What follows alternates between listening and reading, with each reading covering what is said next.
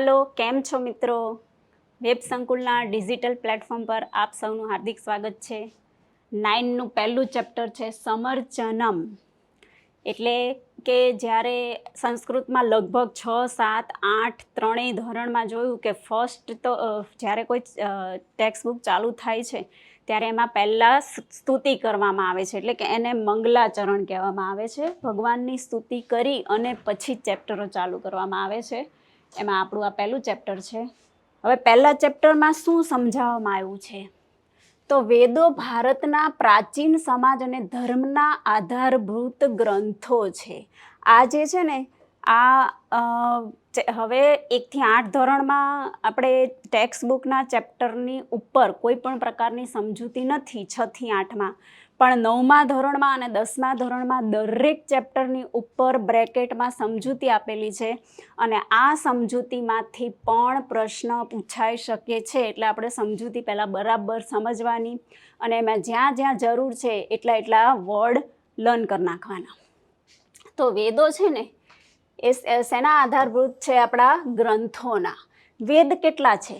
4 છે. આપણને ખબર જ છે કે 4 વેદ છે, છતાં પણ એને પાછું ફરીને યાદ કરવું જરૂરી છે.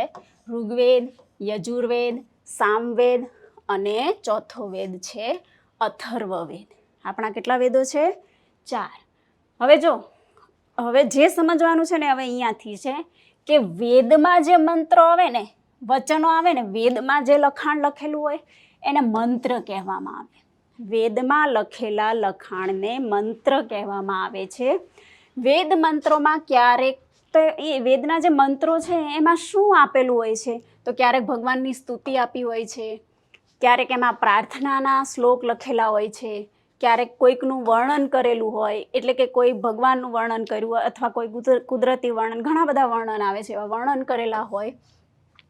ક્યારેક તત્વજ્ઞાનની ગૂઢ વાતો, એટલે ઘણી બધી રહસ્યમય વાતો એની અંદર હોય. પ્રસ્તુત પાઠમાં સ્તુતિ, પ્રાર્થના, પૂજન, નમન માટેના 3 મંત્રો આપ્યા છે. જોઈ લો, આપણું જે પહેલું ચેપ્ટર છે ને એમાં આપણા આ વેદોમાંથી, એટલે કે ટોટલ 6 શ્લોક આપેલા છે એની અંદર, એમાં પહેલા જે 3 છે એ મંત્રો છે. તો પહેલા 3 જે મંત્રો છે શેમાંથી લેવામાં આવ્યા છે? તો આપણા ગ્રંથમાંથી લેવામાં આવેલા છે. હવે બીજા જે પાછળના બીજા જે 3 છે, વેદ વગેરેમાંથી પ્રેરણા લઈને અનેક સ્તુતિઓ, પ્રાર્થનાઓ, જુદા જુદા છંદો રચવામાં આવ્યા. વેદમાંથી પ્રેરણા લઈને, એટલે વેદમાં જે મંત્રો લખેલા છે એ મંત્રોમાંથી પ્રેરણા લઈને લોકમાનસના, એટલે કે લોકોએ જે રચના કરી હોય એને કહેવામાં આવે છે શ્લોક. બરાબર? શું રચ્યું આપણે? સ્તુતિ, પ્રાર્થના અથવા જુદા જુદા છંદનો ઉપયોગ કર્યો, આને કહેવામાં આવે છે શ્લોક. આ 3 સ્તુતિ પદ્યો અહીં છે. ગ્રંથના પ્રારંભના મંગલાચરણ કરવાની આપણી પરંપરા છે. આ દ્રષ્ટિએ આ મંત્રો અને શ્લોકો જોઈ લો. શું લખ્યું છે? મંત્રો અને શ્લોકો. તો જે આપણા ગ્રંથોમાંથી લેવામાં આવેલા છે એને મંત્રો કહેવાય છે અને લોકમાનસ દ્વારા એની ગ્રંથોની પ્રેરણા લઈને જે બનાવવામાં આવ્યા એને શ્લોક કહેવાય છે. આ 2 ભેદને ખાસ યાદ રાખવાના, કોઈ પણ રીતે ગમે ત્યાં પૂછાઈ શકે છે. હવે પહેલા ચેપ્ટરની શરૂઆતમાં આ એક શ્લોક આપેલો છે. ઓમ તત્સવિતુર્વરેણ્યમ ભર્ગો દેવસ્ય ધીમહિ ધિયો યો નઃ પ્રચોદયાત. તો આ શ્લોક ક્યાંથી લીધેલો છે? ઋગ્વેદમાંથી લેવામાં આવ્યો છે. અને આ જે શ્લોક છે ને એમાં એવું બતાવ્યું છે કે જે દેવોના પણ દેવ, એટલે કે દેવોના અધિપતિ છે, સૌથી પહેલી પ્રાર્થના એની થવી જોઈએ. અને એમાં એવું સમજાયું છે કે તે પ્રાણ સ્વરૂપ, જે આપણા પ્રાણો સ્વરૂપ છે, દુઃખનાશક, આપણા કોઈ પણ પ્રકારના દુઃખ દૂર કરે છે, સુખ સ્વરૂપ, આપણને સુખ આપે છે, શ્રેષ્ઠ, તેજસ્વી, પાપનાશક, દેવ સ્વરૂપ પરમાત્માને, દેવો કરતાં પણ જે મહાન છે એવા પરમાત્માને અંતર આત્મામાં ધારણ કરીએ છીએ. તે પરમાત્મા અમારી બુદ્ધિને સન્માર્ગ તરફ પ્રેરે. એટલે એ ભગવાન અમે જે કોઈ પણ ખોટું કાર્ય કરતા હોય એનાથી અમને સન્માર્ગે, એટલે કે સાચા માર્ગે પ્રેરિત કરો, સાચા માર્ગે લઈ જાઓ. હવે આ પહેલો શ્લોક છે. આ શ્લોકમાં અહીંયા ઉપર લીટી કરેલી છે અને નીચે એક લીટી કરેલી છે. તો જ્યારે આવી રીતે લીટીઓ કરી હોય ને તો એ આપણા ગ્રંથમાંથી લેવામાં આવેલા હોય. આને આ મંત્ર છે. પહેલાં આપણે વાત કરી હતી કે 3 મંત્રો છે. એ 3 મંત્રો આપણા ગ્રંથમાંથી લેવામાં આવ્યા છે. તો ખબર કેવી રીતે પડી કે આ મંત્રો છે? તો અહીંયા ઉપર લીટી છે, નીચે લીટી છે, અલગ અલગ રીતે આપેલું છે, જોયું. તો આ લીટીને શું કહેવામાં આવે છે? અહીંયા મેં લખ્યું છે અનુદાત, ઉદાત, અનુદાત અને સ્વરિત સ્વર. તો ઉદાત એટલે શું? તો આની અંદર કોઈ પણ અક્ષરમાં જ્યાં આ આડી કે ઊભી લીટી નથી કરેલી, કોઈ પણ પ્રકારની લીટી ના કરેલી હોય એને ઉદાત કહેવામાં આવે છે. અનુ એટલે નીચે થાય, તો એ રીતે યાદ રાખવાનું. અનુદાત એટલે કે શબ્દમાં નીચે જે લીટીઓ કરેલી છે ને આને અનુદાત કહેવાય. અને છેલ્લો વધ્યો સ્વરિત સ્વર. તો જે ઉપર આવી રીતે ઊભી લીટી કરવામાં આવે છે એને સ્વરિત સ્વર કહેવામાં આવે છે. તો ખાસ યાદ રાખજો કે શ્લોકમાં કદાચ એવું તમને કે ભાઈ આની ઉપર આ જે લાઈન કરી છે ને શું કહેવામાં આવે છે, તો આપણે બરાબર ઓકે. તો ધ્યાન રાખવાનું કે જે અક્ષરમાં કાંઈ પણ ચિહ્ન નથી કરેલું એ ઉદાત છે, નીચે લીટી કરેલી છે એ અનુદાત છે, અને ઉપર જે ઊભી લીટી કરી છે એ સ્વરિત સ્વર છે. ટેક્સ્ટ બુકમાં એવું કાંઈ આપ્યું નથી, પણ કદાચ નહીં ને એવું કંઈક પૂછાય તો આપણે આ વસ્તુ લખી શકીએ છીએ. હવે આપણે શ્લોક જોઈએ. અગ્નિમિલે પુરોહિતમ યજ્ઞસ્ય દેવ મૃત્વિજમ હોતારમ રત્નધાતમમ. શું કહેવા માગે છે? તો યજ્ઞના પુરોહિત એટલે કે યજ્ઞ કરવા માટેના જે પુરોહિતો છે એ દિવ્ય પ્રકાશવાળા દેવો, જે દેવી દેવતાઓને આપણે માનીએ છીએ, તે યજ્ઞ કરાવનારા, જે આપણને યજ્ઞ કરાવે છે, હોમ હવન કરનારા, અને જે યજ્ઞમાં હોમ હવન કરવા માટે બેઠા છે. રત્નોને ધારણ કરનાર અગ્નિ. તો કોની પૂજા કરી છે આપણે? જે અગ્નિ દેવતાએ રત્નો ધારણ કરેલા છે તેની હું સ્તુતિ કરું છું. અહીંયા એના શબ્દાર્થ આપ્યા છે. તો દરેક ચેપ્ટરમાં હું બોલું છું કે સંસ્કૃત માટે સૌથી મોસ્ટ આઈએમપી વસ્તુ હોય, આપણે ફટાફટ કોઈ પણ MCQના આન્સર ગોતવા હોય તો આપણને શું આવડવું જોઈએ? તો ટ્રાન્સલેશન. યજ્ઞસ્ય યજ્ઞના, પુરોહિતમ પુરોહિત, દેવમ દિવ્ય પ્રકાશવાળા દેવ, ઋત્વિજમ યજ્ઞ કરાવનાર અથવા બ્રાહ્મણ, હોતારમ હોમ હવન કરાવનાર, રત્નધાતમમ રત્નોને ધારણ કરનાર, અગ્નિમ એટલે અગ્નિ, અને ઇલ્લે એટલે હું સ્તુતિ કરું છું. બીજો આ શ્લોક નથી, આ મંત્ર છે. કેવી રીતે ખબર પડી ગઈ? તો હવે ખબર પડી ગઈ કે આને શ્લોક કહેવાય કે મંત્ર કહેવાય. અને મંત્ર કહેવાય. અગ્નિ અને આ જે ઉપર ઊભી લીટી, આડી લીટી જે કાંઈ પણ કરવામાં આવે છે ને એનો બીજો કોઈ મતલબ નથી. જ્યારે એને ગાવામાં આવે છે ત્યારે એને કયા રાગમાં ગાવું, જેમ કે સંગીત શીખવા જતા હોય એને ખબર હોય અમુક એવી નિશાનીઓ હોય, આ એની જ સાઇન છે બધી. અગ્ને વ્રત પતે વ્રતમ ચરિષ્યામી તચ્છકેયમ તન્મે રાધ્યતામ ઇદમ અહમ ઋતાત સત્યમુપેમી. હે વ્રતોના અધિપતિ એટલે કે જેના માટે વ્રત કરીએ છીએ એના પણ દેવ, હું તમારા વ્રતનું પાલન કરીશ. એટલે મેં જે વ્રત ધારણ કર્યું છે, જે પણ પ્રકારનું વ્રત લીધું છે એ હું બરાબર પાળીશ. હું તે માટે સમર્થ બની શકું, અને એના માટે હું વ્રત પાળવા માટે પણ બહુ કઠોર છે, તો એના માટે હું સક્ષમ બની શકું તો મને તેની સિદ્ધિ કરાવો. જો અહીંયા શું લખ્યું છે? તો મને સિદ્ધિ કરાવો. જો હું વ્રત કરું, એમાં સક્ષમ થાવ, વ્રત પૂરું કરું, તો મને તેની સિદ્ધિ કરાવો. આ હું, અને શા માટે હું આ વ્રત કરવા માંગુ છું? તો અસત્યમાંથી સત્યના માર્ગ તરફ જવા માટે. ફરીથી દરેક શબ્દાર્થ મોસ્ટ આઈએમપી છે. વ્રતપતે, હે વ્રતોના અધિપતિ, અગ્નિદેવ વ્રતમ વ્રતનું, ચરિષ્યામી હું પાલન કરીશ, તત શકેયમ તે માટે સમર્થ બની શકું, તત મેં તેની મને, રાધ્યતામ સિદ્ધિ કરાવો, ઇદમ અહમ આ હું, અનુતાત એટલે અસત્યમાંથી, સત્યમ ઉપેમી સત્યના માર્ગે ગતિ કરું છું. 3 આ પણ શ્લોક નથી પણ શું છે? મંત્ર છે, જે આપણા ગ્રંથોમાંથી લેવામાં આવેલો છે. નમઃ સંભવાય ચ નમો મયો ભવાય ચ નમઃ શંકરાય ચ મયસ્કરાય ચ નમઃ શિવાય ચ શિવતરાય ચ. શું કહેવા માંગે છે? આ બધા જ શબ્દ છે ને ભગવાન માટે વાપરેલા છે, જેનાથી કલ્યાણ જન્મે છે. સંભવાય જેનાથી કલ્યાણ જન્મે છે, એટલે કે આપણું કલ્યાણ થાય છે, અને જેનાથી સુખ ઉત્પન્ન થાય છે તેને નમસ્કાર હોય. એટલે કે જે ભગવાન આપણું કલ્યાણ કરે છે, જે આપણને સુખ આપે છે, તેને હું નમસ્કાર કરું છું. જે કલ્યાણ કરે છે અને જે સુખી કરે છે, સેમ જેવા જ વર્ડ છે, તેને નમસ્કાર હો. જે કલ્યાણરૂપ અને અતિશય કલ્યાણકારી છે તેને નમસ્કાર. એટલે કે પ્રભુને શું કીધા છે? સર્વ કરતા શ્રેષ્ઠ, આખી દુનિયામાં સૌથી શ્રેષ્ઠ કીધા છે.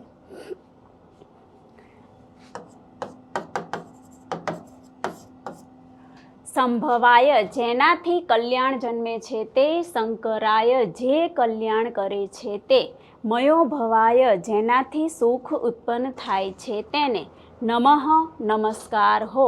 મયસ્કરાય જે સુખી કરે છે, શિવાય કલ્યાણરૂપ, શિવતરાય અતિશય કલ્યાણકારી. કોઈ પણ ચેપ્ટર લર્ન કરીએ એટલે એમાં સૌથી પહેલાં શબ્દાર્થ મોઢે કરી નાખવાના, એટલા કડકડ કરવાના ને કે આમ સંસ્કૃત વાંચીએ ને ત્યાં મગજની અંદર ટ્રાન્સલેશન આવી જાય. તો તમે જ્યારે MCQ સોલ્વ કરવા બેસશો એટલે બહુ જ ઓછો ટાઈમ જોશે તમારે. આમાં ઉદાત્ત અનુદાત્ત સ્વરિત કંઈ આપ્યું નથી, તો આને શું કહેશું આપણે? શ્લોક કહેશું.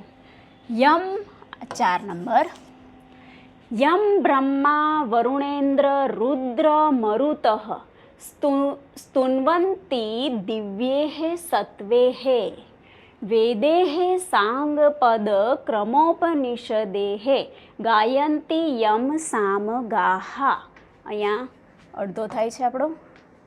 બીજો અહીંયાથી ધ્યાનાવસ્થિ તત દગતેન મનસા પશ્યંતી યમ યોગિનો યસ્યાંતમ ન વિદુઃ સુરાસુરગણાઃ દેવાય તસ્મે નમઃ. એટલે કે જે ગ્રંથોમાંથી મંત્રો મળ્યા છે એમાંથી લોકોએ, એટલે કે આપણે જે બધા પંડિતો હોય એમણે જે આ શ્લોક બનાવેલો છે તે, જેની તો શું કહેવા માંગે છે? જેની બ્રહ્મા વરુણ ઇન્દ્ર રુદ્ર અને અન્ય દેવો દિવ્ય સ્ત્રોતો વડે સ્તુતિ કરે છે. તો કોની સ્તુતિ કરે? ભગવાન દેવો સ્તુતિ કરે છે, તો દેવોના દેવ દેવાધિપતિ. સામનું ગાન કરનારા જેનું વેદ વેદાંગ પદપાઠ ક્રમપાઠ અને ઉપનિષદ વડે ગાન કરે છે. બરાબર? આપણા ગ્રંથોનું ગાન જે કરે છે એ શેના વડે કરે છે? તો આપણી પાસે જે કંઈ પણ મહત્ત્વનું આમ તો મટીરિયલ કહેવાય ને, જે ગ્રંથો છે બધા, એના સિવાય વેદ વેદાંગ પદપાઠ ક્રમપાઠ ઉપનિષદ ઘણું બધું છે, એનાથી સ્તુતિ કરે છે. કોની કરે છે? તો ભગવાનની કરે છે. જેનું યોગીઓ ધ્યાનની અવસ્થાને પ્રાપ્ત થયેલા મન વડે દર્શન કરે છે. તો આપણા જે યોગીઓ છે એ ઘણા બધા વર્ષો સુધી શું કરે છે? યોગ કરે છે, તપ કરે છે. અને તપ કરી અને ભગવાનને કેવી રીતે મેળવે છે? તો મન વડે અંતરાત્માથી મેળવે છે. જેના અંતને દેવો અને દાનવોના ગણો જાણતા નથી તે દેવને નમસ્કાર. જેના અંતને એટલે ભગવાનના પણ જે અધિપતિ છે એમનો અંત છે કે નથી થયો છે, નથી થયો, એને દેવોય નથી જાણતા, દાનવો પણ નથી જાણતા, એવા દેવને મારા નમસ્કાર. પાછા આવ્યા. હું બધામાં IMP એટલા માટે લખું છું કે શબ્દાર્થ કરવા ખૂબ જ જરૂરી છે, એટલા માટે લખું છું. હું એવું નથી કહેવા માંગતી કે આ જ પૂછાશે. મારા IMPનો મતલબ એવો છે કે આ વસ્તુ કરવી ખૂબ જ જરૂરી છે. યમ જેની દિવ્યેહે સત્વેહે એટલે દિવ્ય સ્ત્રોતો વડે સ્તુન્વંતી સ્તુતિ કરે છે. સામગાહા સામનું ગાન કરનાર. ગાયંતી ગાન કરે છે.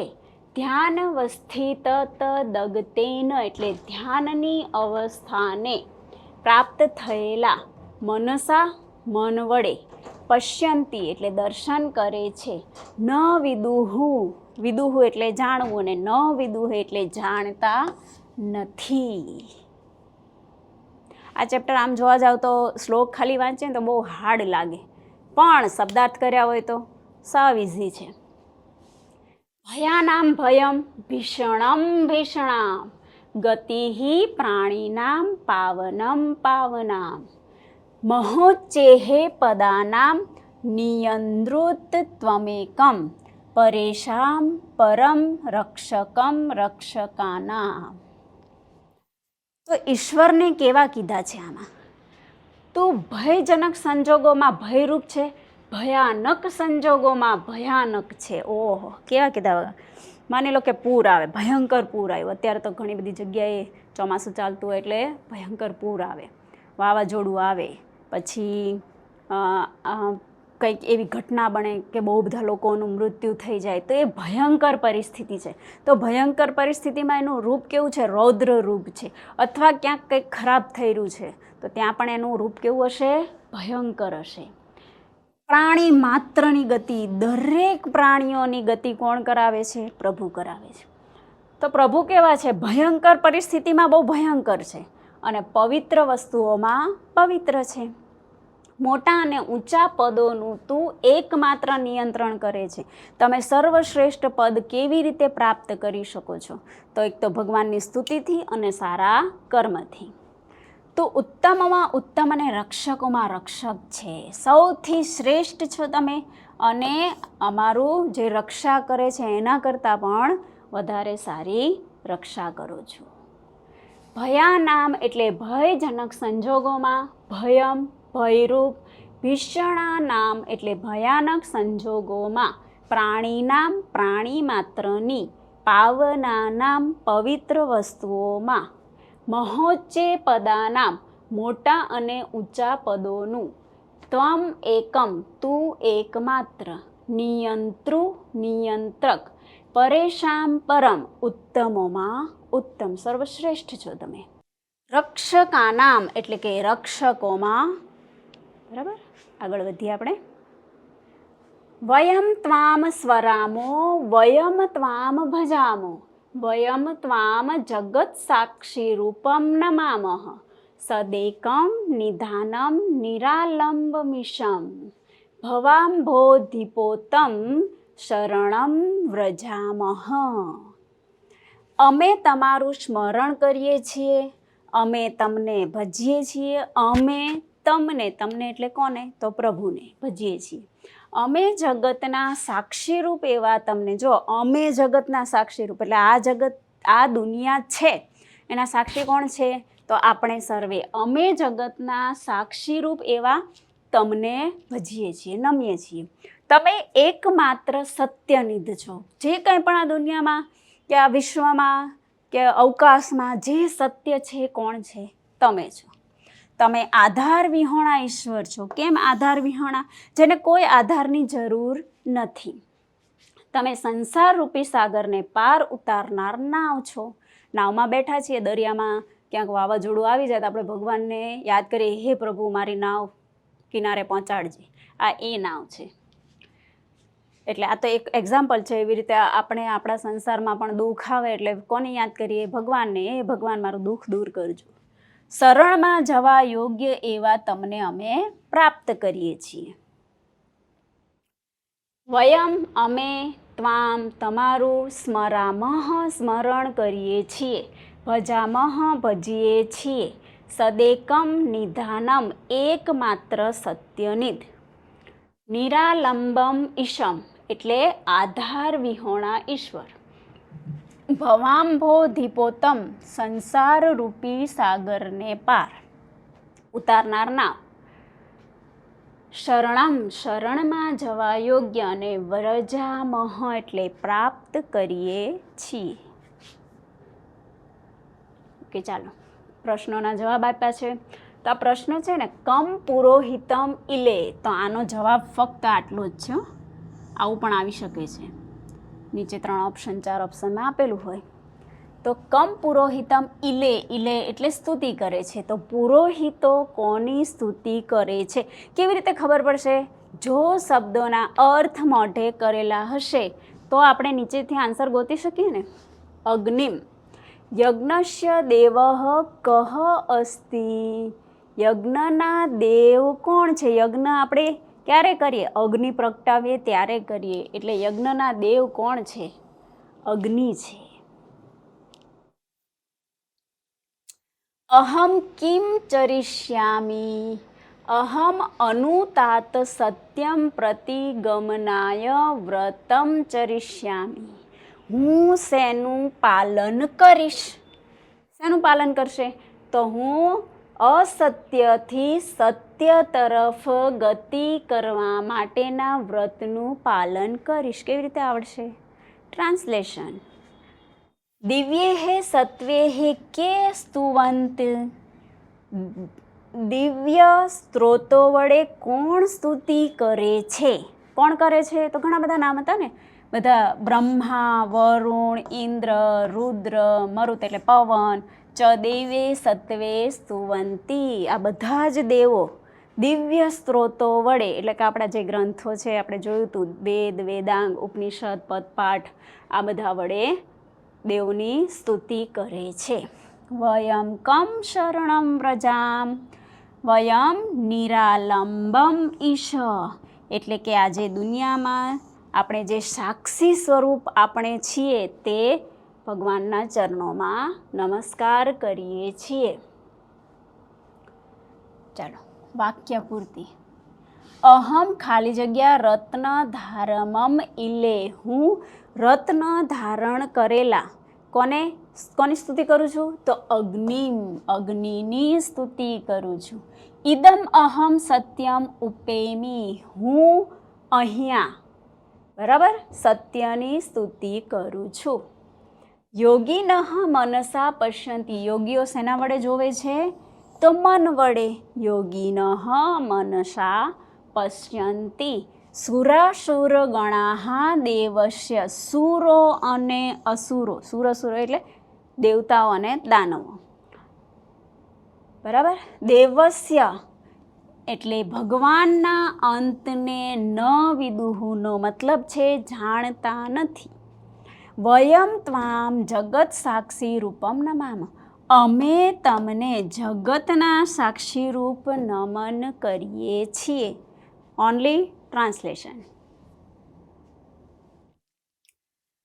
પ્રશ્ન વાક્ય બનાવવાના છે. રેડી? તો ક્યાંથી બનાવશું? કેવી રીતે? દેવાય નમઃ, કશ્યે નમઃ, કોને નમન? કશ્યે એટલે કોને, કોને નમન?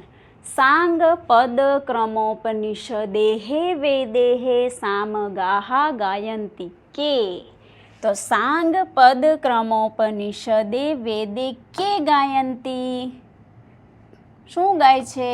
તો સામગાહા, સામનું ગાન કરે છે.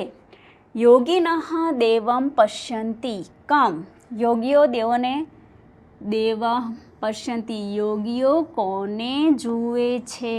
મન વડે જુએ છે ને, પણ કોને જુએ છે? તો દેવમ, દેવોને જુએ છે. ઓકે ચાલો, ક્યાં આવી ગયા આપણે? MCQમાં. રેડી? હાલો. શબ્દસ્ય પુરલિંગ.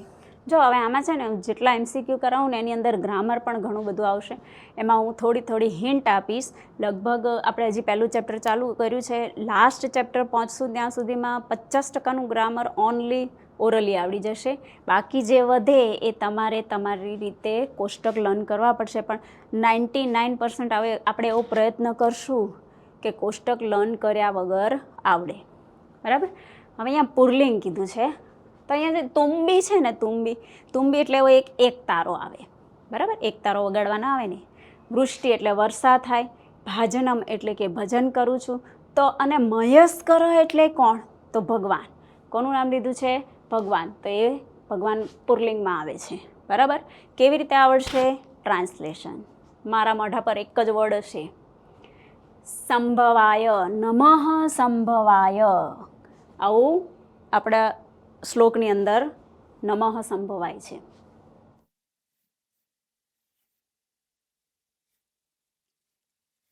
ચાલો, દેવઃ નું વિરોધાર્થી. આપણે MCQને બરાબર સવાલને બરાબર સમજવાનો. દેવનું વિરોધી શું થશે? તો અસુર થાય. બરાબર. પુરલિંગ શબ્દ ગોતો. હવે હું જો જેમાં પણ છે ને શબ્દની પાછળ મ આપ્યો હશે, આ એક હિન્ટ છે. પછી એવું નહીં કહેવાનું કે અમુક તો પુરલિંગ એવા છે એમાં તો મ નહોતો આપ્યો. એવું ક્યારેક બનશે. કેવી રીતે હું તમને કહું તો આપણે જ્યારે બહુવચન કરીએ ને ત્યારે પાછળ એસ યસ ને એવું બધું લગાડીએ છીએ. આ એક ખાલી એક્ઝામ્પલ આપું છું. પણ આપણે ચાઇલ્ડ હોય તો એનું શું કરીએ છીએ? ચિલ્ડ્રન કરીએ છીએ. બહુવચનની વાત છે ખાલી. તો આવી રીતે આની જેમ જ આમાં પણ ક્યાંક તમને અપવાદ મળશે. તો એ અપવાદને આપણે મોઢે કરી નાખવાનું. બરાબર. અમુક વસ્તુ તો એવી આવશે જ કે જેને આપણે ગોખવી પડશે. જેની પાછળ મ આપેલો હશે ને અહીંયા શબ્દમાં એ નપુંસકલિંગ હશે. ખાસ યાદ રાખજો. મ આપેલો હશે બધા નપુંસકલિંગ હશે. પછી આ યજ્ઞ અને જનની એટલે માતા. બરાબર. યજ્ઞ નિર્જીવમાં આવે છે અને પુરોહિત પુરલિંગમાં આવશે. નિધાનમ તો ચેપ્ટરમાં આપણે શબ્દાર્થ મોઢે કરીએ ત્યારે નિધાનમ એટલે ખજાનો. ગતિહિ, ગતિહિ એટલે સ્થિતિ. ગતિ એટલે સ્થિતિ. મરુત પવન. મરુતનો અર્થ પવન. તો આપણે શું લખવું છે? આપણે MCQના આન્સર લખવા છે. શું જોશે? ટ્રાન્સલેશન જોશે. પાછો પુરલિંગ ગોતવાનો છે. તો પહેલાં તો આપણે કયો કાઢી નાખશું? મેં શું કીધું છે? મ આપેલો એટલે નપુંસકલિંગ હશે. એક નીકળી ગયો છે. શતાબ્દી એટલે 100, વારી એટલે પાણી. તો સાક્ષી રૂપ, અમે સાક્ષી રૂપ એ પુરલિંગ શબ્દ છે. શ્રેષ્ઠ એટલે પર. શ્રેષ્ઠ એટલે પર. પુરોહિતમ કોને કીધા છે? ગોર મહારાજ હોય ને આપણા, જે હવન સ્વાહા સ્વાહા સ્વાહા કરાવે એને પુરોહિતમ કીધા છે. નમઃ, નમઃ એટલે નમસ્કાર. સદેકમ આ ચેપ્ટરની લાઈન છે. સદેકમ નિધાનમ નિરાલંબ મિશમ. બરાબર. અસુર શું કીધું છે? અસુરનું પર્યાય શબ્દ અહીંયા જોવાનું. વિરોધી કીધો છે કે પર્યાય કીધો છે? તો અસુર એટલે કોણ થશે? દાનવ. બરાબર. આગળ યોગીનઃ, યોગીઓ કેવી રીતે જોવે છે? અત્યાર સુધી આપણે જોઈ લીધું મનસા. યોગીઓ મન વડે જુએ છે. વ્રતપતે વ્રતમ. અગ્ને વ્રતપતે વ્રતમ ચરિષ્યામી. અગ્નિ વ્રતોના અધિપતિ, જેના વ્રતનું હું પાલન કરીશ. ગોર એટલે આગળ આવી ગયું પુરોહિતમ. જો પહેલાં આ હતું ને આમાં હતું એટલે ટ્રાન્સલેટ આમ થઈ ગયું. દિવ્ય તો દિવ્ય કેમ કે દિવ્ય, દિવ્યનું, દિવ્યને એવું કંઈ આપેલું પાછળ છે નહીં. ઓનલી વર્ડ છે. પરેશાન એટલે ઉત્તમ.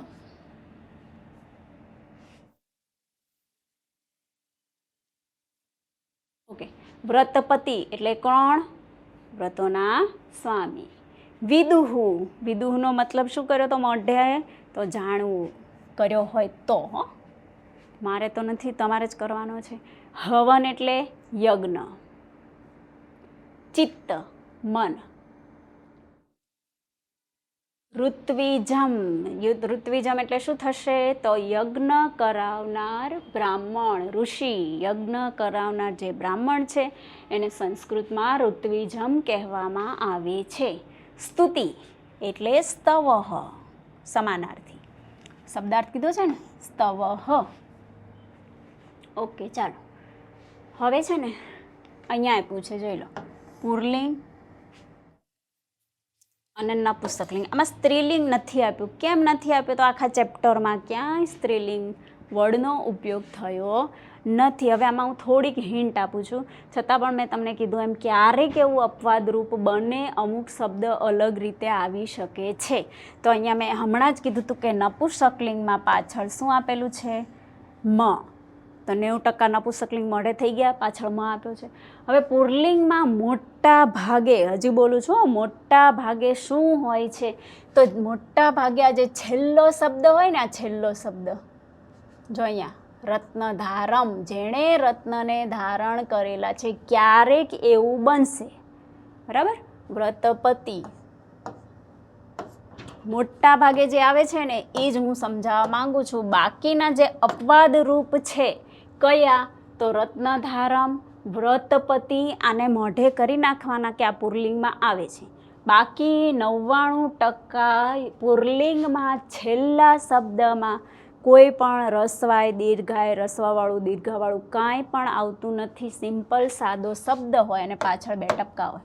કાનો માત્ર કાંઈ લગભગ 99% હોતું નથી. 1%માં હોય છે. તો દરેક ચેપ્ટરમાં આવી રીતે આપેલું છે, એમાંથી જે અલગ પડે છે એને મોઢે કરી નાખવાના, એટલે બાકીના તો મળી જ જવાના છે. બધા મોઢે કરવાની જરૂર નથી. ઓકે, ચાલો, થેન્ક યુ વેરી મચ. અને હવે આપણે પાછા ફરીથી બીજા ચેપ્ટરમાં મળશું, અને આ ચેપ્ટરનું ટ્રાન્સલેશન તો ઓટોમેટિક થઈ જશે. શબ્દાર્થ કડકડાટ મોઢે કરી નાખો. Okay, thank you.